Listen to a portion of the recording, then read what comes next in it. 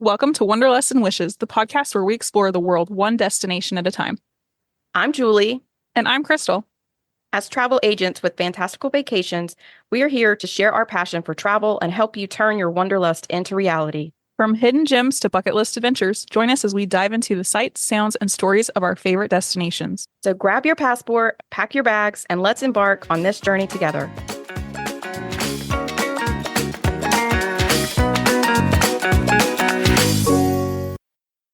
Hi, everybody. Welcome to episode 3 of Wanderlust and Wishes.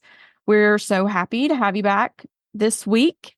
We're going to be talking about Disney World versus Disneyland, some of their similarities and differences. But first, we're going to get into some corrections and news.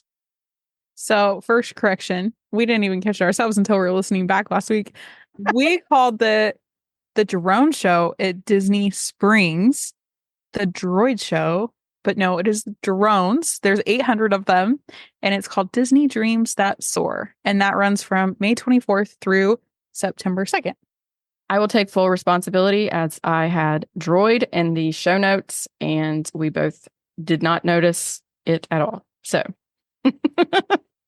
I also need to do a shout out and a correction for my husband, Rob. In our first episode, I talked about how I like Star Wars. I love Star Wars. I grew up with Star Wars and that my dad's a big fan, but I did not talk about how my husband is a huge fan.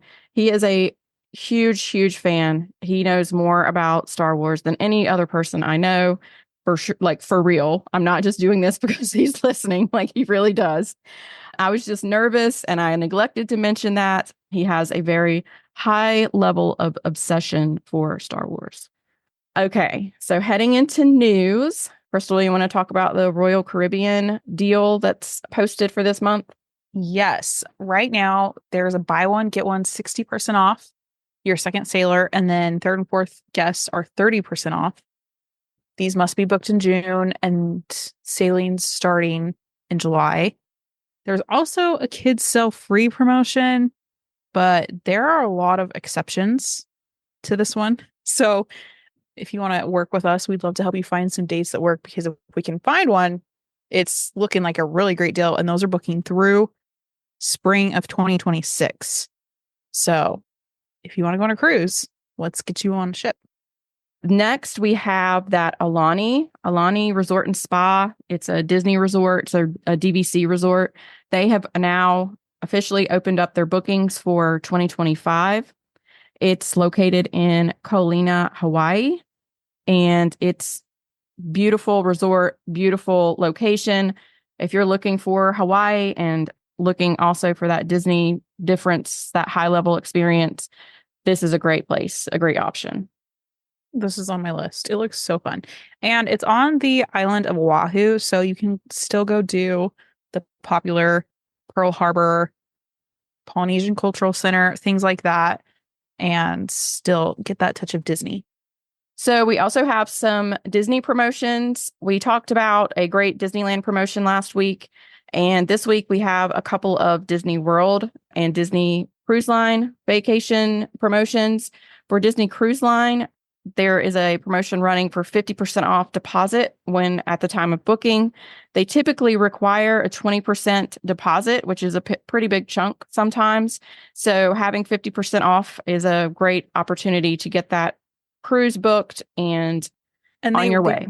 They rarely put out deals, if any, for Disney Cruise Line. No, so this is about as good as it's going to get. This is as good as I've seen in the last 2-ish years. Disney World VIP tours, which are amazing. And if you have the ability to do this, I highly recommend it. They are now 20% off for club level guests. That means if you have booked a club level room at one of the Walt Disney World resorts, you get 20% off of your VIP tour. Club level is awesome too, because you get food and drink all day long at your resort. Yeah. So if you don't want to pay for food, sometimes it's worth the club level price. And then we also have another Disney World expansion teaser. I'm really waiting for D23 to get some more info on this, but the Florida Tourist Oversight District Board voted in favor of a huge expansion for Walt Disney World. And then there's a second vote that is scheduled for next week. And the expansion will invest 17 billion with a B into Walt Disney World Resort over the next 10 to 20 years. Yeah, billion's a big number. Is this the beyond Big Thunder rumor? Well, maybe? I think that's what everybody's thinking, that it's going to be either, and this is not just necessarily a new park. I mean, most likely, yes, there's going to be a new park or some type of expansion there, but it's for the resort, the whole entire resort, which means it could be new hotels or, any other type of experience. So it could also be smaller, a big park like the main four, or it could be something like another smaller park like the water parks that they have. So all I know is they are seeing their competition 15 minutes down the road and a brand new park opening next year, and probably going, wait, we need to get on this. Yeah, I agree. I definitely think they've decided it's time to move on and really, put their money where their mouth is, basically, because they have been talking about expansion at D23 for the past 2 years, and they really haven't done anything. So, and the last thing, it's just really quickly, there is a newer ship to the Disney Cruise Line. It's called the Disney Adventure. They purchased it partially built, and so they're finishing that off and making it Disney. They have the new bow reveal, which has Mickey on it, which is so cute. This will be sailing from Singapore in 2025. So this will be interesting because right now, most of the Disney ships, once you're on board, they're all kind of the same layout to an extent. But since this one was already partially built, I've heard that it was built for the Asian market. So it'll be interesting to see what the differences are. Yeah, I agree. Okay, so let's get into our topic today. Really excited to talk about this especially because her home park is Disneyland and my home park is Walt Disney World. And it's funny when you talk to people that go to one or the other and haven't been to both. And once they do go, they don't have any idea the differences. No. It's huge. It's hugely different. And even though we're going to go through these things and talk through them, experiencing it's just, there's nothing like it, going from experiencing one and then going to the other. It's fun.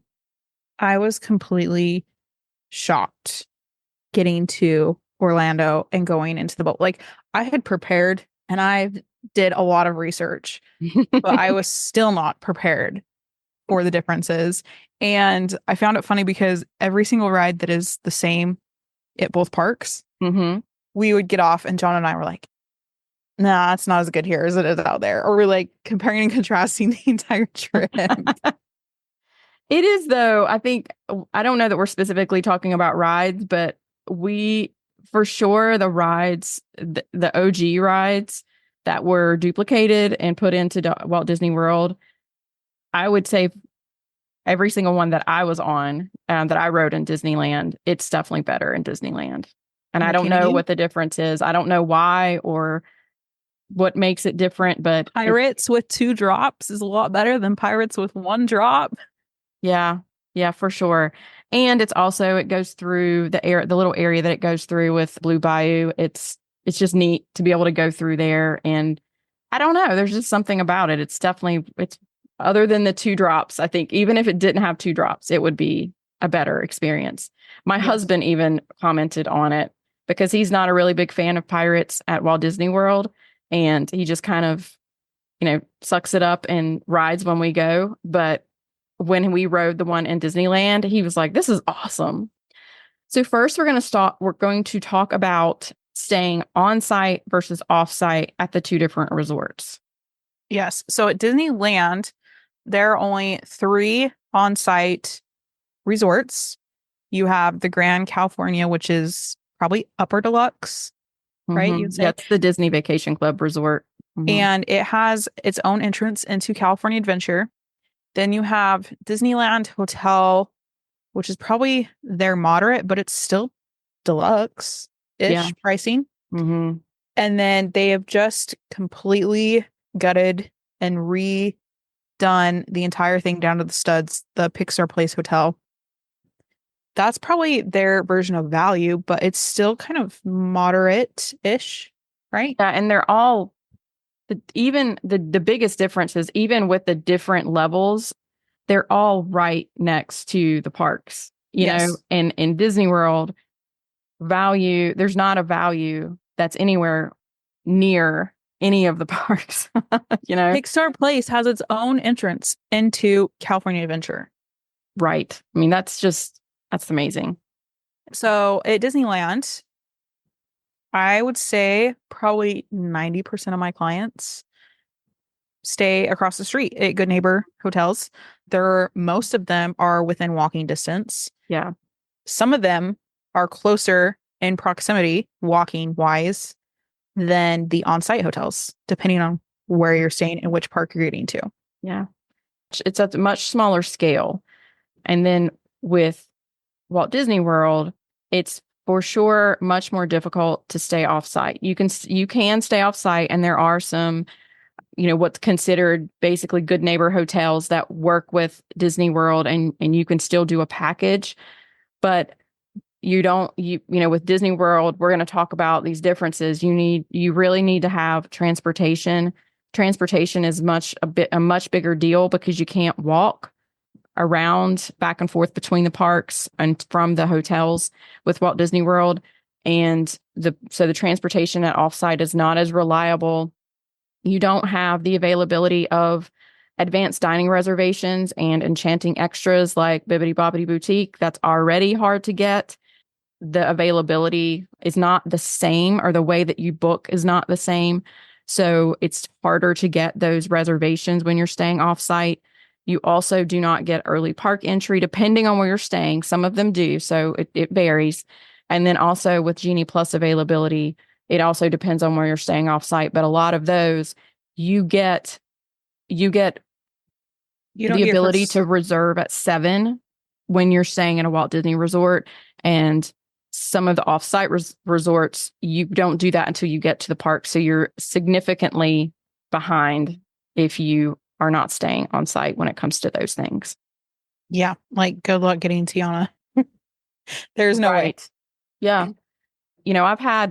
I've had several clients that they're bringing their little girls and they want that Bibbidi Bobbidi Boutique reservation. And I'm very upfront with them when we're talking about it that if they want that reservation, they need to book on site, because otherwise they're not going to get it.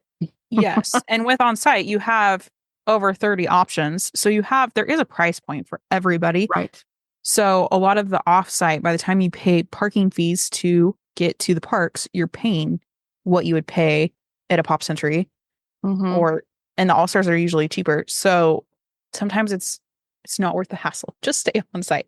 And also if you do have to drive on site, little things like for Magic Kingdom, you cannot go directly into Magic Kingdom. Walt Disney transportation takes you directly to the entrance of Magic Kingdom. But if you're staying off site and driving, you have to park at the ticketing and transportation center and then take the monorail or a ferry over to Magic Kingdom, which is just additional time. It's not as convenient. It's not as direct. So you just kind of have to, you really have to balance convenience versus price when you're working with Disney World and whether you want to stay on site or off site. Next, we're going to talk about Genie Plus specifically. It is very different. In fact, I just booked someone from Florida that is very familiar with it at Walt Disney World for Disneyland. And she was all sorts of confused because I was like, no, it's completely different. At Disneyland, you can buy it in advance as part of your package. So you don't have to wake up at 7 a.m. and purchase it and get sticker shock when it's gone up for my family of 5, when I can just build it into the package and pay that off in advance. The availability out there in Disneyland, there's no need to stack lightning lanes because rarely, if ever, do things sell out. And if they do sell out, it's like 4 or 5 in the afternoon. Right. And then I guess the biggest shocker is you cannot get your first selection at Disneyland until you are scanned into the park. So regardless of where you're staying, no getting up at 7 a.m. and everybody getting their selection, you all have to get your butt out of bed and get to the park and scan in. Yeah. And one of the other things too that's not easy to do at Walt Disney World, but it's very easy to do at Disneyland. If you're in Disneyland and you see something, your next lightning lane you want to book is in DCA, it's super easy to book it and then just like walk over whenever it's time. You don't have to, it's not this like big like production of getting transportation and, taking, 45 to 60 minutes to get from one park to the other. It's very easy to walk back and forth, between the parks whenever you want to do a Genie Plus. So speaking of park hopping, the first time we went to Walt Disney World, I was like, oh yeah, we'll just get a park hopper. No. Even now, if it's your first or second time at Walt Disney World, unless you go all the time, I still don't suggest park hopping at Walt Disney World. No. It's so hard to get around. Walt Disney World is over 40 square miles. So that's nearly twice the size of Manhattan Island. Like, think San Francisco. Mm-hmm. Like, that is massive. So when you're going to park hop, it's not just a quick little jaunt. You're easily 40 to 60 minutes to get from park to park. Yeah. Yeah. And the only park the only park that has a walking path where you walk back and forth, but it's not like, don't misunderstand that it's a fast walk.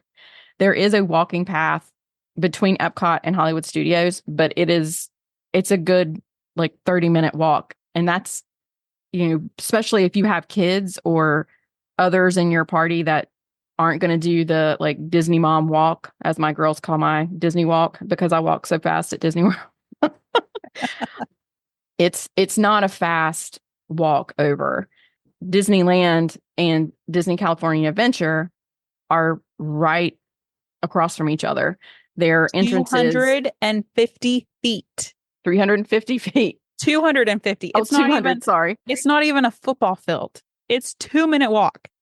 Right. It's super, super fast. It's so much easier to do that. And if you think about it too, we're talking about, we can kind of just go on into to transition into the size in general. Disneyland Resort covers about 500 acres, which that includes Disneyland and Disney California Adventure.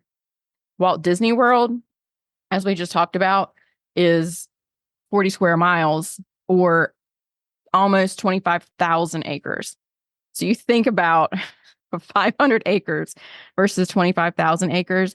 That's a really big difference. And it is a little bit of a shock when you are used to Disney World and you go to Disneyland, or vice versa. They're just not the same when it comes to size.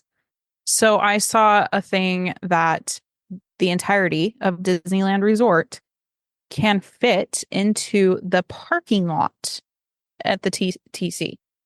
Oh, yeah. Wow. At Magic Kingdom. That's crazy. Yeah. I mean, it is. It's such a huge difference. And just also walking around the parks, depending on the different sizes. In general, the parks are smaller too at Disneyland, obviously. So you don't have as much walking. You can be at Disney World and easily walk 25 to 30,000 steps in a day. If you do a Run Disney run in the morning, like I did, and still go to Magic Kingdom all day long, you'll get like 45,000 steps. Crazy. In a day. So, and it's just not the same size wise, and all the walking that you have to do. Well, and size wise, like, let's talk about the castles. Yes. Because you were caught off guard by this, going from the big to the small. I was actually prepared for it. It still was very small, but I was prepared for it more than my husband. When we walked in, he basically said, "What is that?" He's like, "Wait a minute." Am I on candid camera? Is this a joke? I'm like, no, I told you. And I even told him that the castle is significantly smaller. The Aurora's castle in Disneyland is the OG, built in 1955, and it is 77 feet tall. To put that into perspective, most two-story homes are around 35 feet tall. So it's pretty small. It's not very big. Cinderella's castle in Magic Kingdom is 189 feet tall, and of course built in 1971 when Walt Disney World opened. In addition to being bigger, the Imagineers created it with forced perspective and the way they did the blocks, like the blocks get smaller as you get higher. So it makes it look even bigger. And they didn't use that same design with Aurora's castle. So even though, obviously that it is much bigger, it's more than twice as big, it looks even bigger because of the way they designed the castle. It has an entire suite in it you can stay at. If I need to find someone to win something to stay there, can we figure I know, out it's crazy. I wish it's like, how do you get in there? I know that there's ways you can win and there's just different things that they do. But yeah, the one of the other differences is Aurora's castle basically has walkthroughs that tell the story of Sleeping Beauty. And you also have a walkthrough with Cinderella's castle, but you have Cinderella's Royal Table, which is a restaurant with Cinderella, obviously, and other princesses that roam around the restaurant while you're eating. And it's also a very popular reservation. And then they have Bibbidi Bobbidi Boutique that's located in the castle as well. And then additionally, like Krystle said, you have the 2-room suite that's located somewhere up in the castle that everyone would love to stay in. So it was my third probably trip to Disney World before I realized you could actually even walk through the Disney World castle, because it's always closed. Where at Disneyland, it's always open, and that's like one of the main drags to like get through.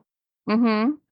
So I thought that was very strange too, because I was so used to like walking through the castle all the time, Mm-hmm. but it's closed so much more often at Walt Disney World. Yeah, it's definitely different vibe. Yes. One thing that you might be confused about going from park to park is where everything is located. So if you're familiar with Walt Disney World, Galaxy's Edge is in Hollywood Studios. But at Disneyland, Galaxy's Edge is beyond Big Thunder. There's like a whole other thing back there. Mm-hmm. Like Toy Story Mania is on the boardwalk at California Adventure, where it's like in Hollywood Studios. So like me going to Hollywood Studios, I was so confused about like why it's kind of like a hodgepodge of what everything is compared to Disneyland and California Adventure, because I was like, wait, shouldn't this be here or shouldn't that be there? And I was talking to a friend who goes to Disney World all the time, and they're like, no, this one is here and this one is there and this is here. And I was so confused. Yeah, it is a little weird that Galaxy's Edge is in kind of what you think of as like the Magic Kingdom equivalent in Disneyland, when that's not what you're used to at Disney World, for sure. Well, there's rumors that they're going to put some sort of Pandora in Disneyland, whatever that may be. How weird is that going to be to go see a castle and then walk into some sort of Avatar experience? That's interesting. So it's going to be in Disneyland, not California Adventure. Not sure. The rumor was Disneyland, but that was before all the expansion news. So maybe it will be something else. Yeah. Who knows? So we covered a little bit. We mentioned a little bit earlier about the benefits of staying on site with advanced dining reservations in Walt Disney World, because advanced dining reservations in Walt Disney World are no joke. It's very important that you know what you want, especially if it is some of the more popular reservations. It's extremely important that you know what day you want to go, you know what the timing is, and how many people are going. And it's because, and in some of them, depending on the reservation, like Cinderella's Royal Table, you have to pay for that up front. So you need to make sure you're ready to pay when those reservations are made. It's not quite as crazy on the Disneyland side. No, in fact, I actually have a lot of clients who don't ever do advanced dining at Disneyland unless it's a character meal, just because they're kind of more of a foodie scene with like a lot of quick service options Mm-hmm. and a lot of really good rotating quick service. So you do have the Blue Bayou, which is inside Pirates of the Caribbean. The Plaza Inn is actually my favorite character meal. And that one I would say is the hardest to get. And fun fact, it's not listed anywhere, but there are like a dozen characters that come through. Like Fairy Godmother. We had a handful of the Pooh characters. Calder saw Captain Hook and started going tick tock, tick tock. There was like Max and Goofy and Minnie. Oh my gosh, how fun. There were so many, like a dozen characters. And I know that it is still the same after COVID. Like it's more than just the 4 or 5 standard that you see at Walt Disney World. That's so nice. That's so neat. We didn't get to do Plaza Inn when we were there. We went to Goofy's Kitchen, which was super fun. That's inside of Disneyland Hotel, but it's not a very difficult reservation to get. So No. And some of the others that are a little bit more difficult to get if you're looking for them are the Cafe Orleans in New Orleans Square, and then Late Lamplight Lounge, which is because you can see the world of color going on in Pixar Pier because that's where it's located. Yeah, so that one's not like a special dining package, but if you know what time to get it and what to ask for, you can sit out there and watch the show while you're eating dinner. Very fun. So moving on to holidays and extras, there's more after hours parties in Disneyland typically. And these are cutthroat to get. Yeah, right. Yes, they are very difficult. I think we had some agents in our agency that had nervous breakdowns over Oogie Boogie Bash last year. That would include Krystle.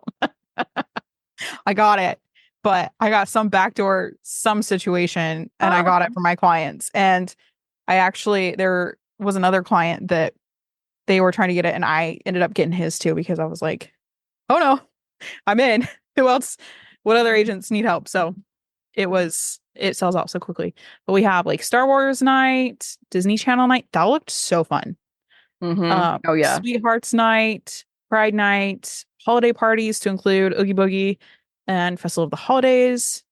So Walt Disney World does have some of these kind of, but like more like Mickey's Not So Scary Halloween Party, the H2O Glow at Typhoon Lagoon. And then there are select nights like at Hollywood Studios, Epcot, Magic Kingdom that have extended evening hours. Or if you're a deluxe guest, you can get special extended evening hours as well. Yeah. There are some of the after hours ticketed events, but there's also, it's fun when you are at a deluxe resort and when they shut down, for the main hours and they do extended for deluxe resorts, they make sure that you're not there when you're not supposed to be there. You got free popcorn and free soda and like Mickey bars are included in that? That is not part of extended evening hours. No. So the after park ticketed events, they do include all of that. But if they're doing just extended evening hours for guests at deluxe resorts, you don't get any popcorn or anything like that, but you just get to stay extra. And it's a limited amount of people because everyone that's not at a deluxe resort has to leave. We definitely saw them checking people because we had to scan in when we were coming in, going to certain areas. They kind of like, there's certain entry points, to where the rides are that they check if you have the reservation, and they won't let you past if you don't. So that's pretty cool. And you don't have to pay extra for those, but they're not like, like we said, there's not there's not really anything other than you get to stay longer and do the rides, which is nice. Not a cool party like with Lizzie McGuire. No, there's not a party. There's no party unless you bring the party, which, that can happen. And then also there's a lot of holiday overlays in Disneyland with the Haunted Mansion, the Guardians of the Galaxy. I've unfortunately never experienced these, but I've heard that they're amazing. Yes. And so some of them, like Guardians, it switches over like right in time for Oogie Boogie Bash. There's like an hour or two in between that you can ride both. Mm-hmm. So it's like the normal during the day and then the monsters after dark, like at 4 or 5 p.m. So if you luck out, you could do both before they kick you out for the party. But then like Luigi's Honkin' Halloween and Mater's Graveyard Jamboree, those are like all day just during the Halloween season. And then the Haunted Mansion is Nightmare Before Christmas from fall, usually September or mid-August through the end of Christmas season. So that's cool. And then, so like right now last month they had Star Wars days for most of May, and Space Mountain was actually Hyperspace Mountain because their Space Mountain is more Star Wars themed. Yeah. Not so much NASA themed like the Disney World. So just some fun, different things to switch it up every now and then. I would definitely love to go out there for Halloween and do Oogie Boogie Bash if I was ever able to get tickets. We also have festivals. Walt Disney World, there's 4 festivals, and those are only at Epcot. So there's 4 festivals throughout the year. There's Wine and Dine. There's Flower and Garden. There is Festival of the Arts. And then there's the Festival of the Holidays. So sorry, I totally did those out of order. So sorry about that. It's whatever popped in my brain as I was saying them. But then Disneyland has the Lunar New Year Festival, which I really, really want to go to someday. I think it looks so fun. They have the Food and Wine Festival that's in Disney California Adventure. They have Pixar Fest, which is going on right now through August 4th. It looks so fun. I'm very jealous that I'm not going to be able to go. And then they have Festival of the Holidays at Disney California Adventure that, has the different like fun booths and things like that. So yeah, they have lots of fun stuff at both parks really for the festivals. I think it just kind of depends on the vibe that you're looking for, because Disney World's going to be on a bigger scale and Disneyland's going to be on a smaller scale. So we talked about the transportation on property and how important it is at Walt Disney World. If you're staying off site, it's really kind of puts you at a disadvantage if you don't have the ability to use transportation at Walt Disney World.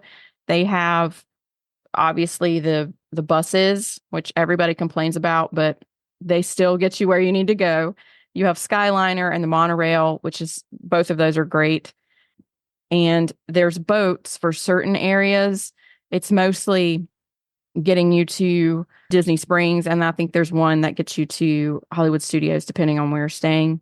You also have the option to do minivans. Those are extra, but it is an option if you just really need something that's more convenient and the buses are not going to work for you. I do like that at Walt Disney World. Once we get to the airport, we have a little guy who will pick us up and drop us off at our resort. Mm-hmm. And then we don't need a car the entire week we're there because we can get around the bubble, per se, and with all the different forms of transportation. It is very nice that you don't have to worry about your car. So at Disneyland, you do have the monorail, but it's different. It starts at the one end of downtown Disney near the Disneyland Hotel, and then it goes to Tomorrowland in Disneyland and back. Because most people walk from the hotels, or you'll park in the parking garage, and then you can either walk or tram over to the front gates. I actually have a lot of clients in Anaheim that when they're in Anaheim, if they're staying farther away than like a half a mile to a mile, they will use the ART, which is like Anaheim's public transportation. You use like an app to reserve it, and it's a couple bucks to get. There's a stop right at Disneyland. Yeah. So that is convenient, but basically you just rely on your little feet. That's definitely a shock to people that come from Disney World, because we're so used to having to ride some type of transportation, or that there's transportation offered. And with Disneyland, you just walk on over. Very easy. We kind of alluded to this earlier, but I'd say one of the biggest differences is California Adventure in and of itself. Yeah. There's so many things there that you can't find anywhere else, like Radiator Springs, Adventures Campus, the Pixar Pier area. It's such a neat park, and it's worth going to Anaheim if you're a Walt Disney World person just to see California Adventure. It's really neat. All of the different things, specifically the different Pixar themes and the Avengers theme, the Avengers Campus. It really is. It's neat. And I will say my family definitely preferred California Adventure over Disneyland when we were there, because of the fun stuff.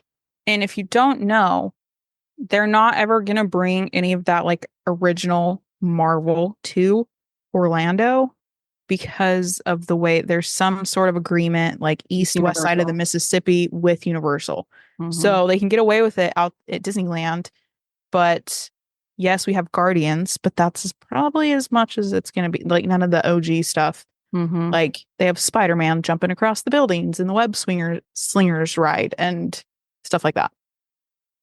So we also talked about this a little bit before in one of our earlier episodes, that characters between Walt Disney World and Disneyland are just very different in the way that you see them or you come across them.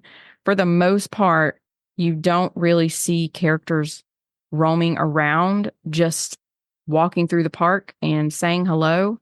In Walt Disney World, they're typically going to be stationed somewhere, even if it's not necessarily inside a building. It's still at different locations around the park, and you have to wait in line if you want to see them and get their signature, that kind of thing. Really, the only park at Walt Disney World that has characters that just roam around is Galaxy's Edge. And there's generally going to be stormtroopers walking around, just like causing trouble and shenanigans around the park. And they like to talk smack to people a lot. What is that data pad? Exactly. They look at you like very suspiciously, and they give you a hard time if you're wearing anything with the good guys on it, basically. So, and even then, the characters in Galaxy's Edge, they're kind of roaming, but they're not going to stop for like a true meet and greet, and they're not going to sign autographs. No, they won't. Yeah, they're just walking through. So I just looked up on the Disneyland app, and for today, there were 42 scheduled characters in Disneyland and 46 scheduled for California Adventure. That's crazy. That's so many. And so in comparison, they have like 10 in Animal Kingdom. They have like 20 in Hollywood Studios, maybe 25 in Magic Kingdom. They do have Pixar Fest going on at Disneyland right now. So it does bump the number a little for the summer because they have some of the rare Pixar characters out. But just in general, you see a lot more like rare ones like Geppetto and Pinocchio. You don't see those around. We saw them skipping through in Disneyland. I remember when we saw them. I was like, yes. So yes, they have them on the map for Disneyland. But it said like Buzz Lightyear playing on Toy Story Boardwalk. So you don't know where you're going to see him. And it has like a 2 or 3 hour time chunk that he could just be anywhere. Pocahontas was near Big Thunder Trail. So just somewhere. There are a lot of them that were Small World Promenade. So they're just like Peter Pan. He's just flitting around somewhere right there. Yeah. Frozone, roaming Incredibles Park. So of course they're in the areas where they're supposed to be, but they're meandering. Yeah. And then I also didn't see on there when I was looking at characters, I didn't see Bing Bong and I didn't see Joe Gardner, who are both at Pixar Place. So they have a lot more pop-ups Like Captain Jack Sparrow was not on that list. And he is very well known to cause havoc around the Pirates area at Disneyland. So they have like a lot more pop-ups. I don't know. I just think it's more magical with characters at Disneyland. I think so too. As much as like we didn't get to spend as much time at Disneyland that I wanted, but I remember it was just such a fun surprise to see them just walking around. And it wasn't usually when you see characters walking around at Disney World, it's because the character is like walking back to take a break, and they're walking with a person, another cast member, but they're not just there. They're moving, they're going to some place to take a break. What else? Park reservations. Disneyland still requires park pass reservations. You can't just show up, and you still have to wait until 11 a.m. to park hop, which I think if you're familiar with Walt Disney World, you're going to be kind of confused because, oh no, park pass reservations. No, they still have them, and it's not uncommon for days to be sold out in advance. So you're still not doing any spontaneous Disneyland trips and expecting to get in. Disneyland has a lot more locals, especially on the weekends. So I don't know if that's why they continue to have park pass reservations for everybody. I know Walt Disney World, they don't have park reservations anymore, but you do have to make a park reservation if you're an annual pass holder. So I don't know if for whatever reason, Disneyland has just kept it for everybody for that reason, and Walt Disney World separated it out. I don't know. Maybe it's just very frustrating when I have a handful of families and we have like 4 reservations for California Adventure, and then they're full, and it's like, shoot, we either all got to switch to Disneyland or you got to split up. Yeah. At least the park hopping, although it doesn't start until 11, it's not 2 like it was at Disney World, so it's a little bit earlier. And if they do have to split up, like it won't be for too long. It's still a bummer. So at Disneyland, there are a couple of airports close, and most people think LAX and Los Angeles, but it's not in any way a quick transfer. You could be sitting in traffic for 2 hours. Yeah. If possible, I like to fly into John Wayne, which is like SNA. So it is quicker, but they don't have the shuttles readily. Like Disney World, we can book different shuttles for customers. They really don't have that. There are 1 or 2, but car seats become an issue. I don't know. Most people Uber. Yeah. Because that's the easiest option. And even the hard part too is you just, at least for those of us that are coming from, all the way from the East Coast, there's a nonstop flight from where I live in the Charlotte, North Carolina area to LAX, which is really nice. I don't think they have that at John Wayne. Like we would have to do a stop and take a second flight. I don't want to do that at all. I have zero interest in doing 2 stops or even 1 stop. I want nonstop. That's the only, from my perspective, that's the one negative of John Wayne. If you do go into LAX, you just have to know that it's gonna be a while. It's not a quick transition to Anaheim because of all the traffic and the size of the airport. It's just not. And then I think the last big difference that I noticed is Downtown Disney versus Disney Springs. Downtown Disney is kind of like a walk back to your hotel and meander at the end of the night, or on checkout day, do like a half day. Where Disney Springs, you could do a full day and you still don't see everything. Yeah, it's like its own destination. Disney Springs is. Yes. So I would definitely compare Disney Springs to like a big outdoor mall. Mm-hmm. Where Downtown Disney is more like a downtown, one little street of shops kind of thing. Disney Springs has a theater, it has bowling, it has an amphitheater area where they have different types of entertainment. Is that where the Cirque du Soleil show is? They do have the Cirque du Soleil, and now they have the drone show there. So they have a lot of things, a lot of shopping, And they have World of Disney, which they also do have at Downtown Disney. But I think the World of Disney at Disney World or at Disney Springs is the largest store. So it's absolutely gigantic. They have lots to offer and lots of food options. They have tons of food. And there are dozens of sit-down restaurants at Disney Springs. Yeah, they do. And those, typically, most of those require advanced dining reservations as well, depending on whether they're owned by Disney or whatever the agreement they have with Disney. Some of them you can make reservations on Open Door. It's not Open Door. What is it called? Open Table. We just did that. That's the only reason I know. So how are we picking the best option for you? You might ask. So what is your proximity to the park? From my perspective, it's much easier for us to go to Walt Disney World, which is why that's typically the park where we go, because we can, even though we can still fly and a flight is nice, we also have the ability to drive, and it's, maybe like 7 hours. So it's not like a drive across the United States that we would have to do for Disneyland. We have to fly to Disneyland. We did drive to Disney World for spring break, but it was very long and 2 days worth of travel.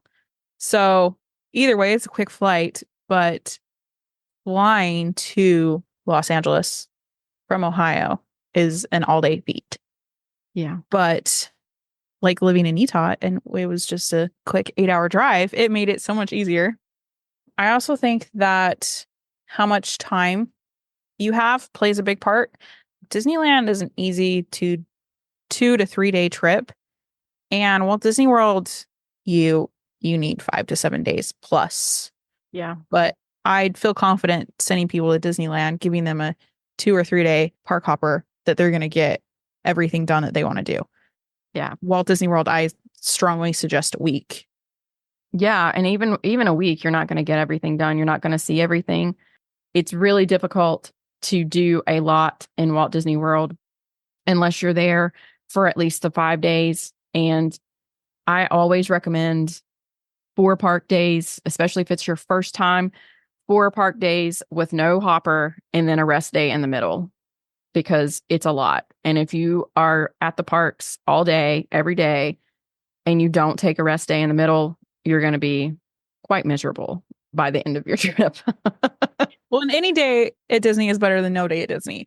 That is true. How miserable do you want to be by day 4 with no rest day, walking 12 miles a day?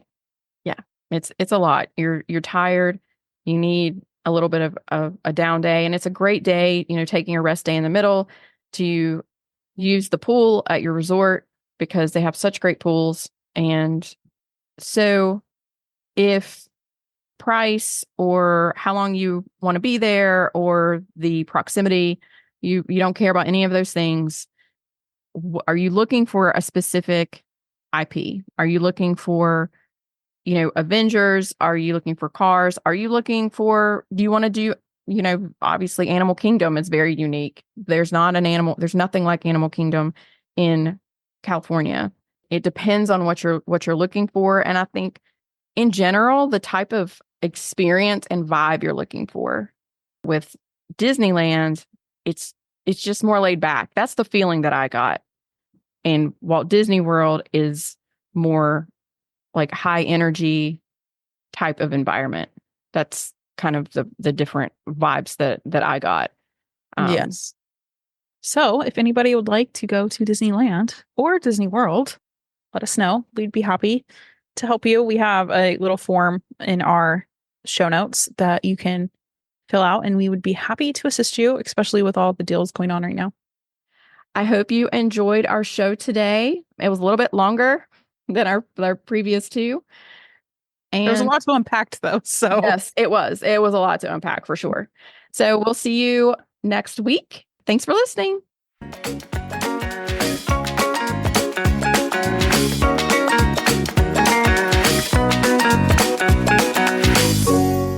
Thanks for tuning in to another episode of Wanderlust and Wishes. If you enjoyed today's episode, don't forget to subscribe and leave us a review on your favorite podcast platform. And remember, the world is full of wonders waiting to be explored. Until next time, happy travels. Bye for now.